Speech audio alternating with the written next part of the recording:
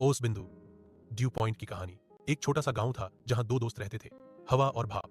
हवा बहुत हल्की, फुल्की और चंचल थी, जबकि भाप गर्म और ऊर्जावान। एक दिन भाप ने हवा से कहा, मुझे जमीन पर जाना है, लेकिन मैं नहीं जानती कब उतरूं। हवा ने मुस्कुराकर जवाब दिया, जब मैं ठंडी हो जाऊंगी तब तुम भी रुक नहीं पाओगी। भाप को कुछ समझ नहीं आया। हवा ने समझाया, देखो, जब मैं गर्म होती हूं तो तुम्हें अपने साथ ऊपर ले जाती हूं, लेकिन जैसे जैसे मैं ठंडी होती जाती हूं तुम्हें थामना मेरे लिए मुश्किल हो जाता है।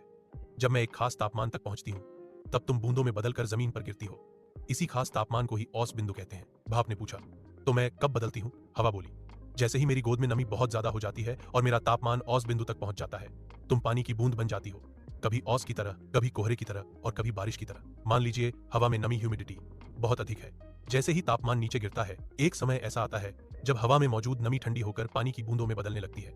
यही तापमान ड्यू पॉइंट कहलाता है। एरोप्लेन और ड्यू पॉइंट का उदाहरण, जब हवाई जहाज उड़ता है तो बाहर का तापमान बहुत ठंडा होता है। हवाई जहाज के इंजन से निकलती गर्म हवा में नमी, वाटर वेपर होती है। जैसे ही ये नमी बाहर की ठंडी हवा से टकराती है और अगर उस समय का तापमान उस बिंदु से नीचे होता है तो हवा में मौजूद भाप ठंडी होकर छोटे छोटे बर्फ के कण या धुंध में बदल जाती है। यही कारण है कि हवाई जहाज के पीछे स्वेद स्वेद बादल जैसी लकीरें, कंडेंसेशन ट्रेल्स बनती हैं।